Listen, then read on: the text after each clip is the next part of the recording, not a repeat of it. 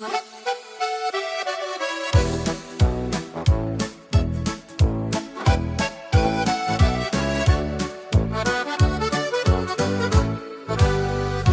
Himmel spannt seine Decke auf, so weit und still zugleich. Die Nacht geht langsam übers Land und macht die Gedanken weich. Der letzte Lärm ist längst vorbei, nur Hauch bleibt noch bestehen. Und irgendwo zwischen jetzt und gestern bleibt die Zeit kurz stehen. Der Weg liegt da im Mondeslicht, kein Schritt ist halt so schwer, weil du mehr als 1000 Wort leist durch Seele geht daher. Der Tag war lang, der Tag war voll, doch jetzt ist endlich Ruhe.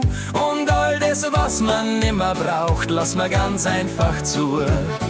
Unter dem stillen Himmel, wo die Welt leiser wird.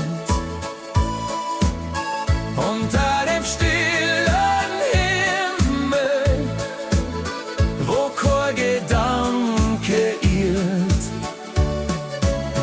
Der Tag geht heim, die Nacht bleibt weit.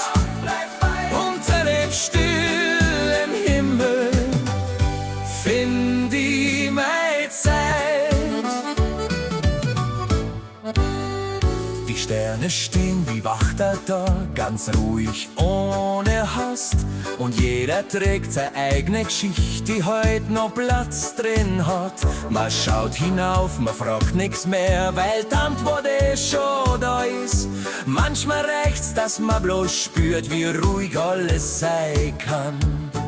Der Wind streicht sacht durchs dunkle Land, fast wie ein leiser Gruß. Er nimmt, was heut viel gewesen ist, und legt's ganz sanft hinaus. Und wenn der neue Morgen kommt, nimmt er es mit von heut, dass unterm stillen Himmel die Ruhe bei uns bleibt.